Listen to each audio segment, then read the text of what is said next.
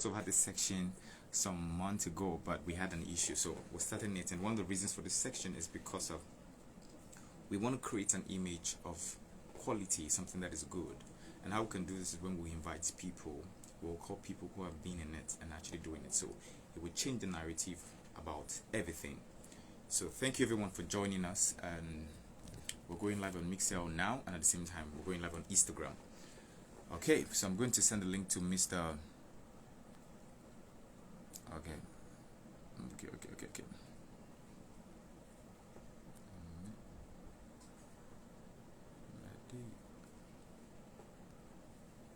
Okay, so thank you everyone for joining us. And for those who are going to be watching, thank you for joining.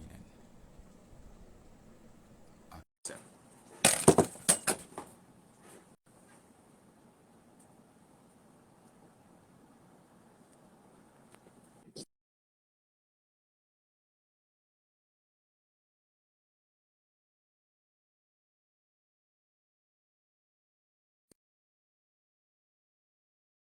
It's probably still that side.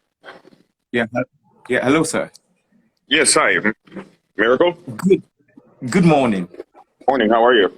I'm doing well. Thank you so much, sir. I'm really grateful for this opportunity. Really Oh, of course. grateful. Of course. Grateful. How is everything? Everything is going well. Okay. Good. So one of the reasons why we decided to have this section is because of in Africa, and we're the young people, and because of we're not saying something good. So like my mom died early this year. And one of the reasons why she died early, okay. So my mom died early this year. Yes. And one of the reasons why she died was because of the negligence of the nurse and people that were there. Okay. And it has become a norm and a stereotype in Africa, and especially in West Africa, that it's okay for people to die even when the medical sector is not really okay. So it's just okay for people to die. So I went through a profile and I realized that okay, you are in this sector, so it's better to have people like you who understand how it feels like and what it is like to actually go through stuff like this and change the narrative we have here for those in the medical sector. So Okay. the floor, sir. Can you see me for well, and can you hear me well? Yeah, I can hear you well, but I can't see you well. Okay, I'm trying to adjust the camera. Is that better? Okay, this is better. Yes, exactly. This is better. Okay, hang on one second. Let me. Is that better? Yes. This is okay. Okay. Yeah. All right. Well, thank you, Miracle, for inviting me and asking me to give this talk. Obviously, it's a very important subject. We all have stories like yours. We all have had family members or friends or people that we knew, neighbors that passed away back home simply because of access. Simply because people, don't know how to access the system, especially, or a lot of people can't afford it. And if there's one area that pretty much sums up, Africa's biggest development challenges, it's healthcare. I think a few years ago, the WHO came out with some statistics that says basically, Africa carries 25% of the world's disease burden. But our global share of the expenditures on healthcare is less than 1%. Wow. And worse even though we carry 25% of the disease burden, we only manufacture less than 2% of all the medicines consumed in Africa. So everything that we have is basically at the mercy of other people that are not us. We have to import most of the technology. So, and again, the WHO says less than 50% of people have access to modern healthcare facilities, and every year, the lack of access to basic healthcare, mostly by poor funding and poor facilities, contributes to millions of deaths, untold suffering, and a million health tragedies. So, as you know, a majority of the poor rely on underfunded, rural hospitals, and then there's a small minority of very affluent people that can go to private hospitals and be able to pay for that. And so, in 2001, African countries basically pledged that each country will allocate at least 15% of the budget to healthcare. Well, here we are 20 years later. This is 2001, so we're 20 years later, and only 6 countries have met that commitment. Wow. One of them, which is like a shining example, is Rwanda. Rwanda actually has a healthcare insurance system that covers about 91% of their people. And other countries are lingering around 8%, according to the WHO. So It's a tough environment out there, and despite making headways, it was malaria and HIV. Which are the big things in the 80s and 90s when I was growing up. The focus on basic healthcare, affordable drugs, training more community health workers, extending health insurance coverage to our people, to the people through partnerships or public-private partnerships. That's where the challenges are. So I say all of this to say that there are a lot of opportunities. Obviously, the biggest issue is access. People just don't have access. And even when they do go to the clinics, and if they're not in a big city where there's either a government hospital or something like that, and people don't have access, then they suffer. So people will tend to prioritize like traditional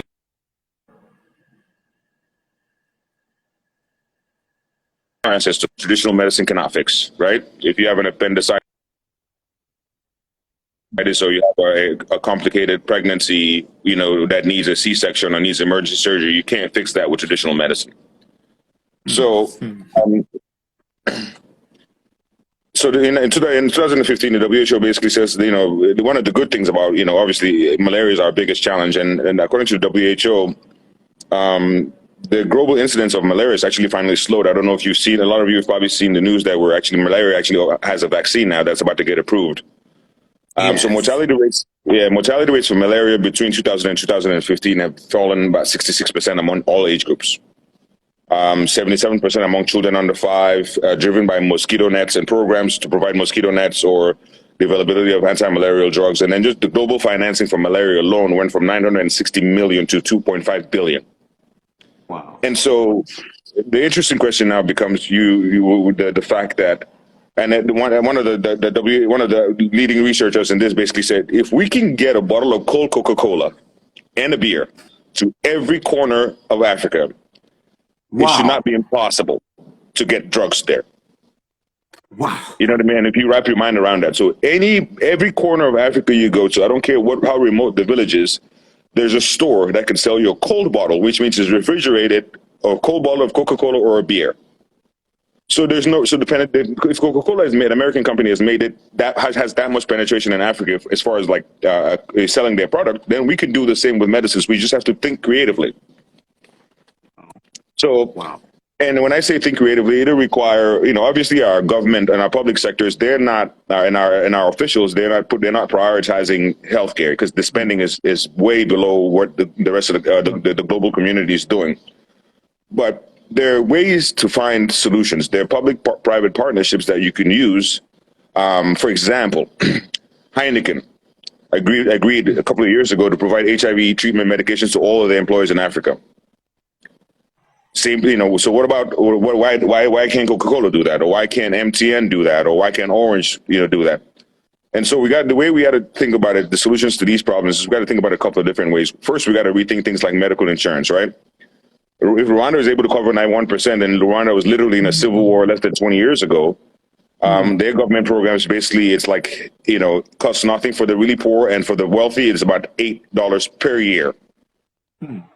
There's a Dutch company called Farm Access, which has started, runs a small but fast-growing medical insurance program for poor people in Ghana, Kenya, Namibia, Tanzania, and Nigeria. And they've also launched a mobile mHealth app, which basically is like a wallet app, and you get points and credits that you can use to pay for medical expenses. Wow. And they've also partnered with another company called Safaricom, which launched a mobile health wallet. So basically, a mobile wallet is, we all know what that is now. We've all received and sent money by mobile wallet. And so that's one of the ways we can kind of, give people access. The other thing that we need to also tackle is, brain drain and medical migration, right? Africa is basically has 24% of the global disease burden and only 3% of the healthcare workers. So take, for example, like Nigeria. The doctor-to-patient ratio in Nigeria is 0.3 to 1,000. Wow. So there's not even a half a doctor for 1,000 people. In Liberia, it's 0.1 to 1,000.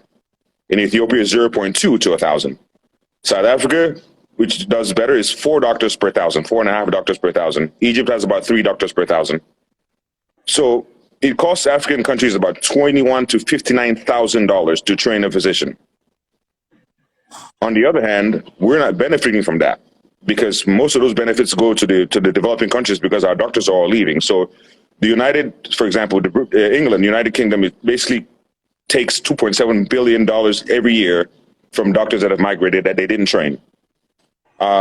In the U.S., in Australia, it's about 621 million, and the United States, Canada takes about 384 million, and the United States takes about $1 billion from healthcare professionals that were not trained by them. So if you think about it in the sense of that, these countries have paid to train their physicians from elementary school all the way to medical school, and then you leave. That's money that's lost. Wow. So basically, the high-income countries like Australia, Canada, UK, Saudi, UAE, they basically sustain their high doctor-to-patient ratios by importing doctors, just like they import, everything else. And whereas most African countries are basically lingering around one doctor to 5,000 patients, and that's theoretically the WHO ratio. So a lot of the talent is leaving. We got to figure out how to change that dynamic, right? You have to offer doctors incentive to stay. If you're a Cameroonian doctor and you get trained in Cameroon and you get posted in a public hospital in some rural village, you understand that the government will pay you somewhere about $100 and $150 a year. You can go to Dubai or the UAE and make way more than that. And so we have to start offering incentives for people not to leave. Either it's free housing, land, for example. A lot of people are leaving because the facilities just aren't modern enough. So we got to change that whole dynamic.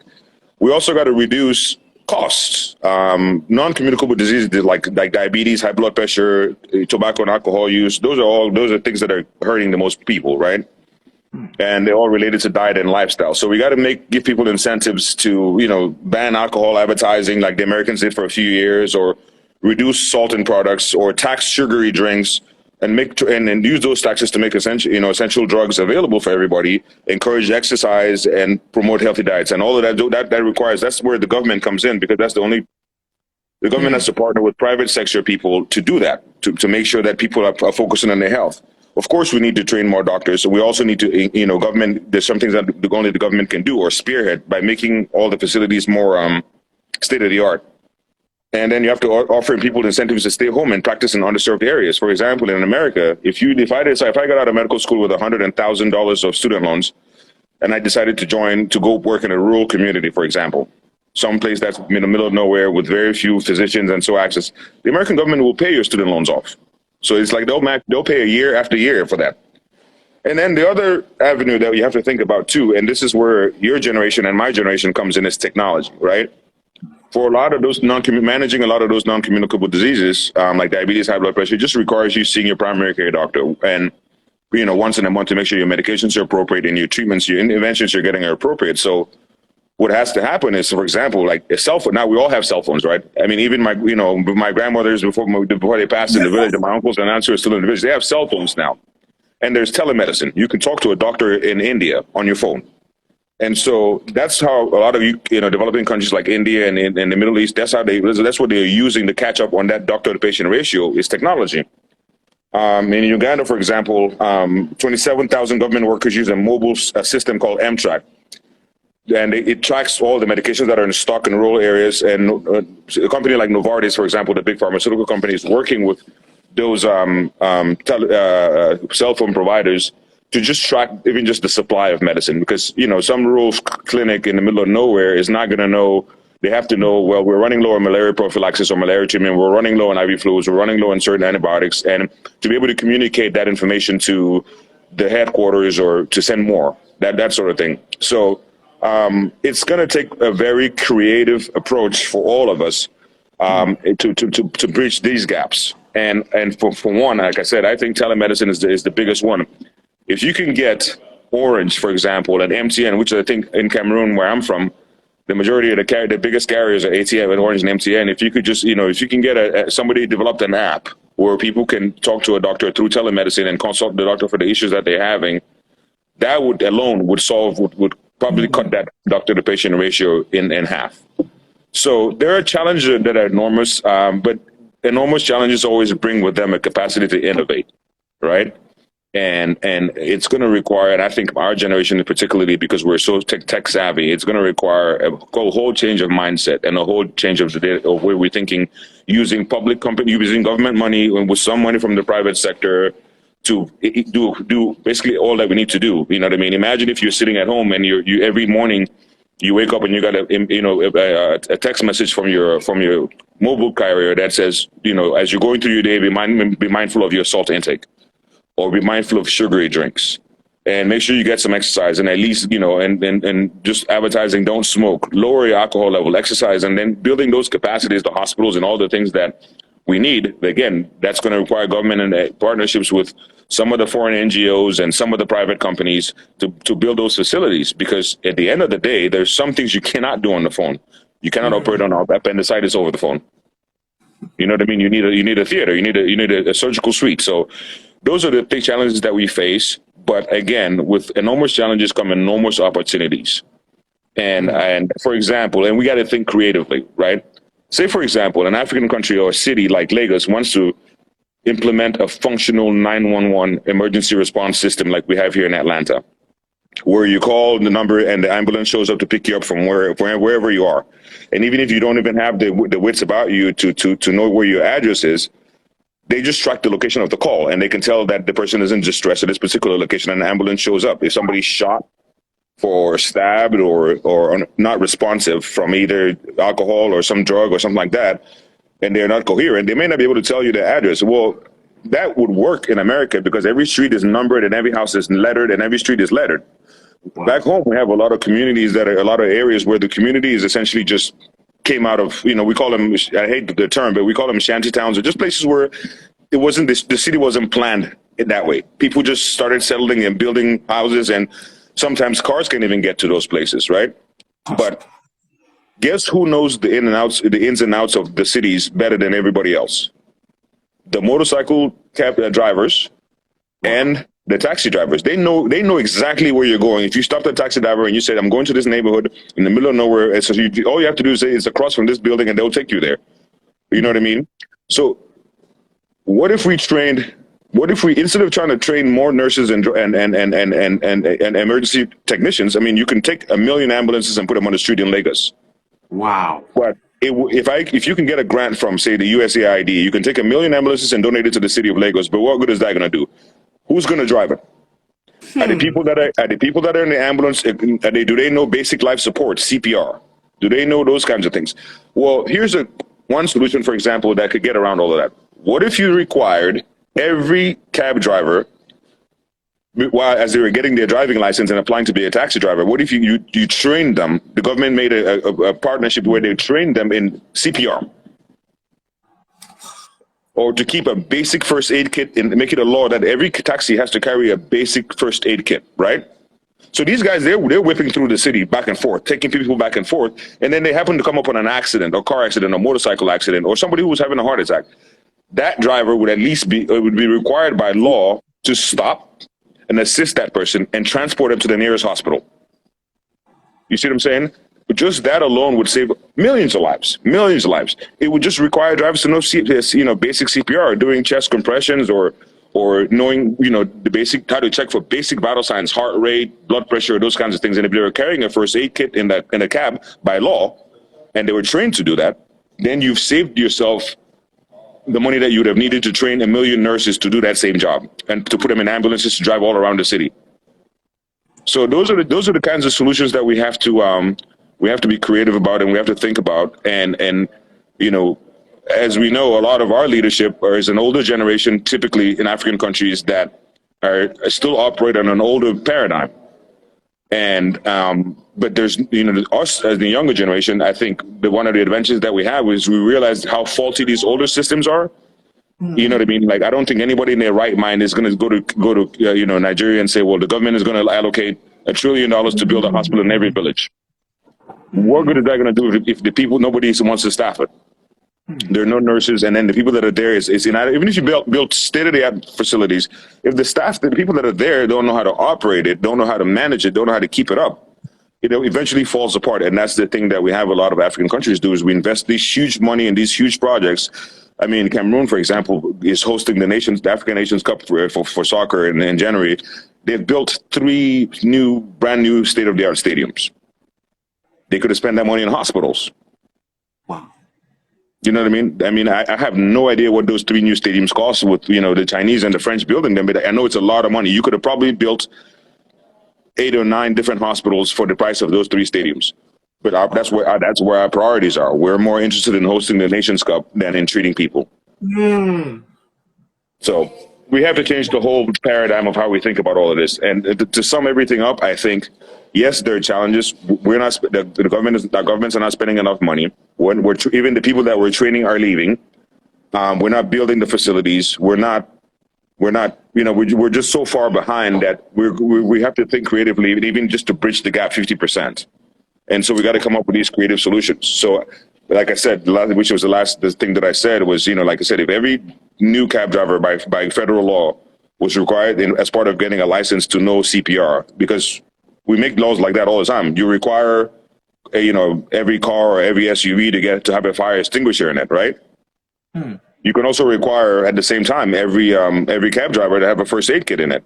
Even just if you stop and you, for example, so you as a cab driver is going about this day and some motorcycle driver with a passenger gets hit by another car and somebody has a broken leg. The people at the scene, by the time that accident has happened, there's at least 5 or 6 motorcycle drivers or cab drivers that are on the scene instantly because they're going back and forth. And if one person among them knew just what to do to stabilize that fracture, to get them to the hospital, and how to check for vital signs, and how to just immobilize the fracture, put it in a temporary splint with 2 pieces of stick and wrap it with a bandage, that would save somebody's life. So, wow, it's challenging, but like I said, the solutions are there. We just got to think about them. Wow! Thank you so much, sir. This is eye opening for me. I don't know. It's so powerful. It's a powerful section for me, knowing that we have Africans who actually think creatively like this. And I think I have a few questions. Yes, sir. And one of the questions which while you were talking, one of the questions that was very heavy on my heart was, what kind of heart should every young person or every young person striving to go into the medical sector, what kind of heart should they cultivate? It's people think about it, I think, initially as a prestigious job. So when we were all growing up back home, everybody's parents would tell them to go be a doctor or a lawyer or whatever, and that sort of thing, because it's a prestigious quote unquote job. It's not a job. I've never thought about it as a job. I've always seen it as a service. You're serving people. It's a calling. If you don't have the heart of a physician, you could be the smartest kid in the class, but and I went to school with a lot of very smart people that were in medical school because they were smart and they could get in. But they didn't have the heart for it. A lot of people got in because, their dad was a doctor and they decided that they felt like there was pressure to do it.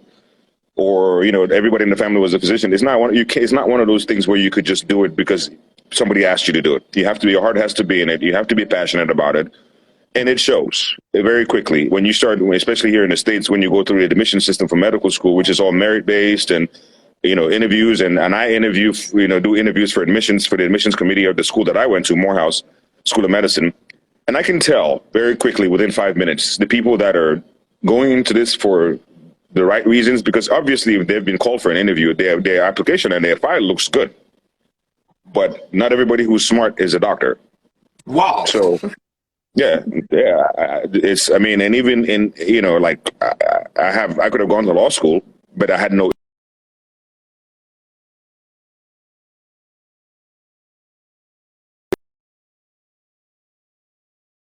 is not one of those you can pretend in. You'll either burn yourself out or your patients will know that your heart is not in it. Wow. Thank you so much. Thank you so much. Yeah. Okay. Of course. The next question is, I work with JAM. It's like an examinational body in Nigeria. So it's an exhibition where you write here for the exam before you get to the university. So I see a lot of young people saying, I want to study medicine, I want to study medicine. And somehow I look at them from the very beginning and say, okay, I don't want to discourage you, but why do you want to be a doctor? And some of them say, I just want to treat people. So the question is, what should be the drive of these young people? Wanting to be a doctor, is it a good drive? Is it enough drive to say you want to be a doctor? What does it entail? What does it cost?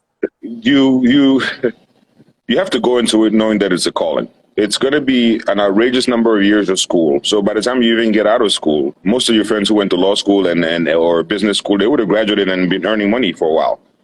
You're going to, here in the States especially, it's a tremendous cost. You take student loans just to go. I think when I left medical school, I had about $140,000 worth of just student loans just for medical school. And so it's a tremendous cost. And again, you have to do it because you want to, like you feel passionate about it. even now with with all the success that I've had here, and God has been good for that, and for that, I still think about all the people that are back home. My parents, for example. I still think to myself, I said, if my dad was to have a heart attack right now my family home, how soon can somebody get help to him? And we can all, I know a lot of physicians, African born and African raised, that are trained in the U.S. or work in the U.S. that don't ever want to go back. One of the things that I've always known was that I always wanted to go back home. We all can't leave. If we all leave, then who's going to take care of our parents and our loved ones? And so that's the kind of passion that drives it. That drives the thinking of a physician. You know that there's a community somewhere that could use your skill. I know as an emergency physician that I can stabilize just about anything. I could be on a plane, I could be on a boat, I can find some way to stabilize the patient.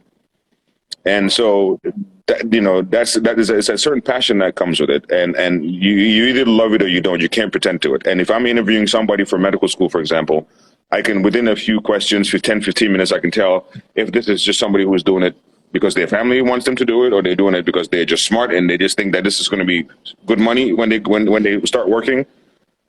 But that's not the motivation. The motivation is to save lives, and it's a calling, and you can't pretend about it. Wow, thank you so much, sir. Okay, so we have two more questions, and the questions before we get to the last question is,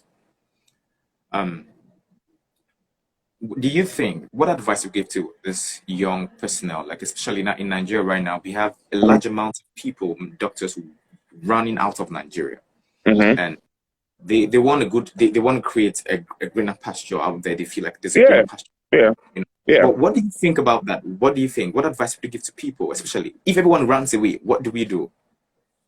I mean, my recommendation is always to people. I'm like, stay home. The numbers I just quoted tells you that we need you more at home than we need you here. But the person's calculus that's trying to leave home is, I need more money than I need to be home. So, I mean, our governments have to incentivize us to come home. If you take me, for example, the Cameroonian government contributed very little to my education. I was fortunate enough to be in private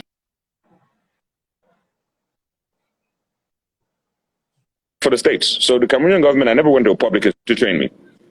So then here I am, a physician in the U.S. and the U.S. government has trained me and paid for it. And I'm looking for a way to go home for Christmas to see my parents. And the Cameroonian government is telling me that I cannot use my Cameroonian passport to come home because technically they don't allow dual citizenship, and I'm basically an American.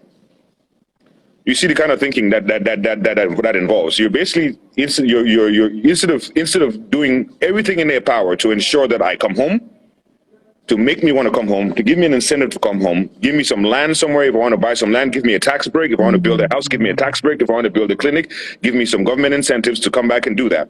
They're chasing us away. Wow. Yeah, They're chasing us away. They're telling us, they told me when I got a U.S. passport that I couldn't use my Cameroonian passport. So now just to go home to see my parents, if there's a family emergency or medical emergency, I as a Cameroonian have to go to the embassy in Washington and spend 2-3 days just trying to get a visa to go home. The country that I was born in.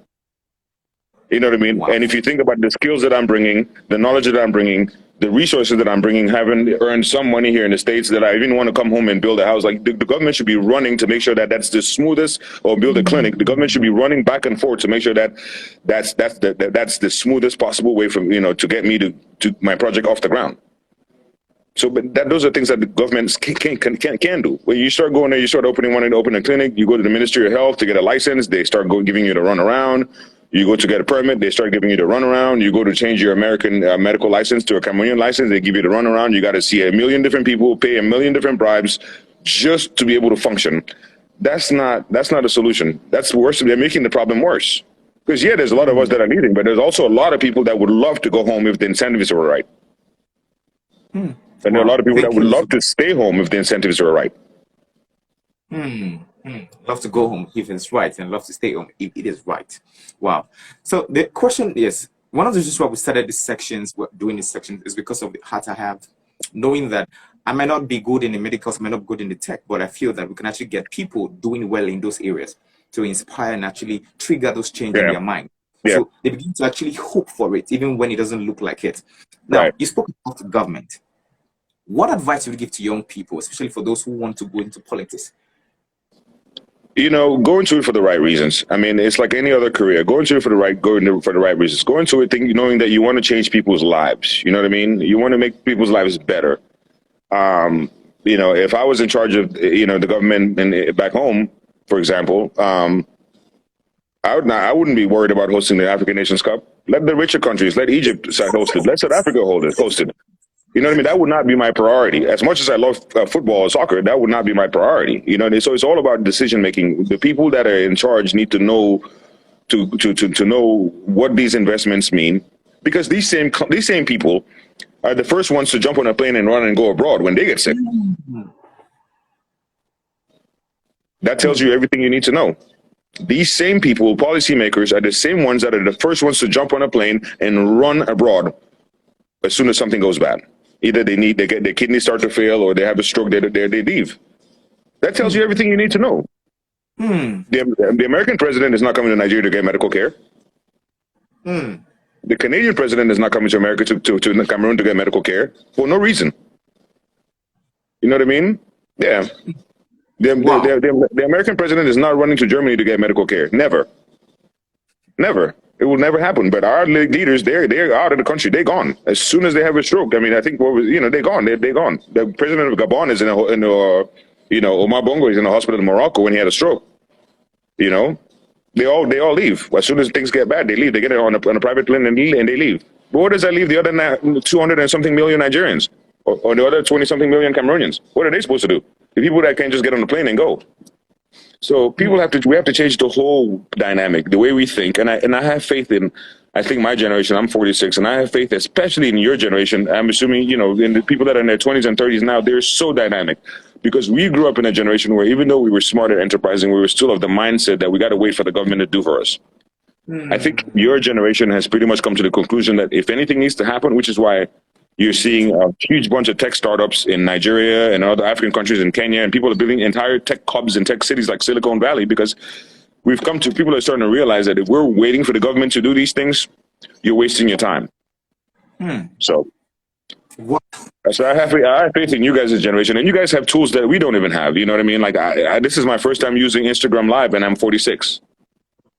I don't know how when all these social media things started, I was in medical school. So when I'm having to go ask my kids how to post on Facebook now, because I never had Facebook, and I have to, for my business, my practice, I have to hire somebody to do my social media, because I don't have the time, or B, I don't even know how to use Twitter.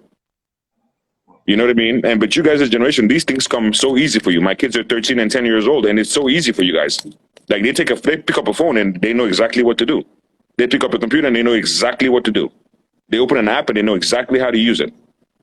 My dad, I'm still trying to get my dad to use WhatsApp. He's 84. No, serious. My parents don't use WhatsApp. They still, they don't text either. They don't text. My parents are still of that mindset that if you want to talk to somebody, you call them. Yeah, you text my dad. You can text my dad from today till next year. You will get no response. Or WhatsApp. Yeah, they don't know how. It's not. Yeah, it's funny, but it's true. I mean, if you remember when we were growing up, when we would get a new VCR to play movies, my dad didn't know how to operate the VCR. To me, I looked at it for 5 minutes and I knew exactly how to operate it. It's the same thing. The technology is changing so fast that even my generation, we can't even keep up. Wow. So, but you guys, I think that you guys' generation going down to my kids' generation, they're going to be a lot smarter, and they're going to come up with solutions to some of these problems that are going to be way more dynamic. And I just have to have that faith. Wow. Thank you so much. This is really encouraging, very encouraging. So the last question before the last one is, I've spoken to a lot of young people, and I'm in Africa too as well, and I know what it feels like to suffer. I know what it feels like to come up from the ashes of poverty and even living in it. How do we balance people who are passionate about something and at the same time they're limited by resources? So they're passionate about helping lives, touching lives, but somehow they're limited because they don't have the money, they don't have what it takes. And so they have to change their motive to fit into making money than rather having to save lives. How do we balance those areas? Oh, man, that's a tough one. Again, it requires a mindset shift. And a lot of that mindset shift, sometimes it's just driven by public and private policy. The good news is now that there's never been a situation where you have to choose between making money and doing good. There's no there's no such choice in nature. If people have to make that choice, then it's a policy, or is it somebody else made a decision above them that they're going to have to make that choice? But most people, you can find a way to make a difference and make money at the same time. You know what I mean? The person who developed, say, for example, cash transfer, mobile to mobile phone cash transfer. It's a service that was needed. Somebody was sitting back home, and somebody had called and says, I need, 200 naira. And then they said that I have to get up and go to the bank, withdraw 200, and then go, even if it was just like send somebody to go give it to them, or 10 years ago, you have to go to Western Union to transfer to them, pay those fees. Now at home, for the most part, you can do a mobile to mobile money transfer instantly. And just think about how much that saves, and think about how much, how convenient that is. And the person who developed that mobile to mobile transfer, they created a service. It's a public service. They made a ton of money. Don't get it wrong. They didn't create that service just for fun. Whoever did that, or whoever figured out how to do that, made a lot of money. So you can still, there's no choice that says you can either make money or do a public service. Matter of fact, the most money that is, if you look at most billionaires and the richest people in the world, they made money by creating a service and solving a problem that was already there. So that's why we all got to think creatively. Like most people made money by solving a problem that was already there. In 20 years ago, if you wanted your parents to send your children, your parents back home, pictures of your family, of your kids, you would have to go to the post office and mail it. Now you just post it on Facebook. Mark Zuckerberg made billions of dollars just by making it that easy. And now everybody in the world has Facebook, except for me, apparently. But everybody in the world has Facebook. You know what I mean? So you can, and that all came out of him being in college, and encountering that same problem. Like, how do I share all of these photos and all of this information with all of my friends without having to call every single one of them and mail the pictures that we took on vacation, for example, when we were kids, or when we were children, or we were swimming in the pool? You want to mail those pictures to every single one of them, whereas he could just post it on Facebook, and all of the people that were involved can see it. He solved the problem. And that's what he realized. He's like, there were college students trying to share information about exams and things like that. And he saw a need, and Facebook has made billions of dollars. Wow. So, wow. He solved the problem. Okay. Our last question before we let you go is, before we allow every speaker leave, what you've had experiences, you've spoken to leaders of different continents, from different places all over the world. What advice would you give to young people, and especially young people in diaspora, young people? What advice would you give to them? Two ways. How can they impact lives gradually? And at the same time, what should they need to know at this point of their life? And what do you think they should know? Number one, I encourage everybody, before all of us that have left, and all of us that, even our children that were born abroad, right? My children, for example, were born in the US. Before you were American, you're a Cameroonian. And this whole thing about bringing about this African Renaissance is going to require all hands on deck. It's going to require everybody. And we're not short on talent. It's not this lack of talent that's our problem. Think about it. Africa is not where it is because we lack people. When we don't have smart people, or people we don't have the talent. We have it for extra. Probably the highest educated people. Always talk about the Chinese and immigrants to America, and Chinese American kids, and so on and so forth. But the most educated block of immigrants in Africa is children of African descent, first generation. Over the past, I think, 4 or 5 years, they'll publish this thing where there's like one kid who got admitted to all the Ivy League schools in America. So Harvard, Princeton, Yale, Columbia, like the top 5 Ivy League schools. And over the past 5 years, 1 or 2 people are able to achieve that. And guess what? They're all either Ghanaian American kids, or American kids with Ghanaian parents, or Nigerian parents, and those kinds of things. Now, if some Nigerian kids winds up being Prime Minister of England, some British kid becomes Prime Minister of England one day, just like Barack Obama, who was Kenyan American, became president, then that's fine.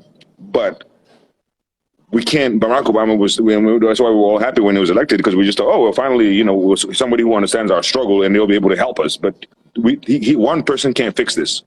He can put in a budget to increase the money that goes to African countries for development, because he knows that that's where his parents came from, where his dad came from. but he can't go to Africa and distribute that money and impact the policies that are going to change it. No, he has to run. He's not the president of Kenya. He's the president of America. So it's going to require all of us. It's going to require all of us putting our hands behind the wheel and just say, you know what I mean? And fortunately, we're starting to see the reverse. I know a lot of friends of mine who are Nigerian who left and have gone back home. A lot of my friends I went to college with have gone back home. So people are literally starting to go back. My sister just lived in Ghana for 5 years running a NGO. So people are looking to go back, but they want to be comfortable. They're used to certain things being here. You want to be comfortable. So there's things that's when the government has to decide. We got to give every incentive for every African that's abroad who has accomplished anything in economics, politics, sociology, philosophy, medicine, law. You got to give them incentives to come back home. The more incentives you give, everybody may not take that opportunity, but some people will. People like me will. Yeah. My first thing would be give my passport back. Give my Cameroonian passport back. You know, why should I have to pay $200 to get a visa to go home to my own country?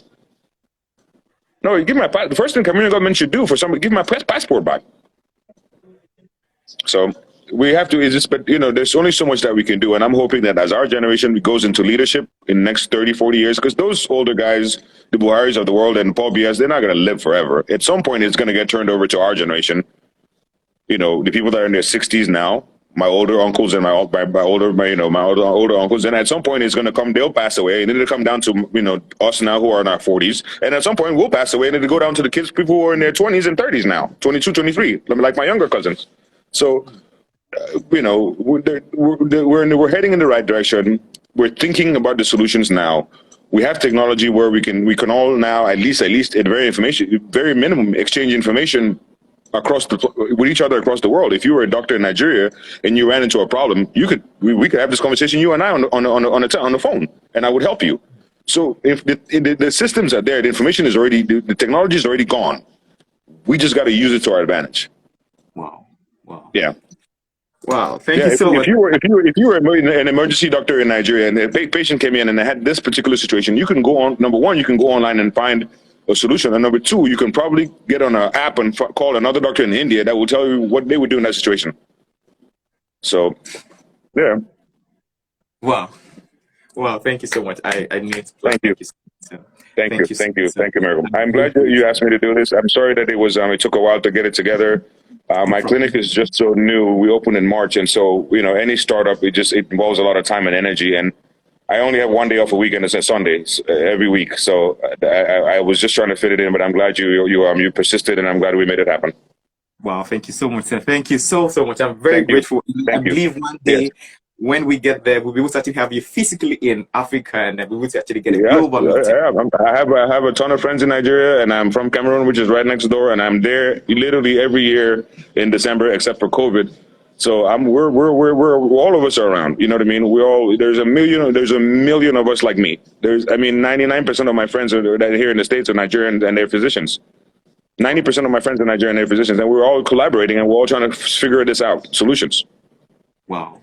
So the information is being exchanged already. Yeah. Wow. Thank you so much, sir. Thank you so. So I'm hoping that one day, I don't know when, but I'm hoping one day we will have you physically. Yes. We will. We'll stay in touch, and we definitely will. Okay, sir. Thank you very much, sir. All right. Thank you much. Thank everybody for listening. You guys have a good day. Thank you. Thank you, everyone. Thank you. Bye. Thank you. Bye-bye.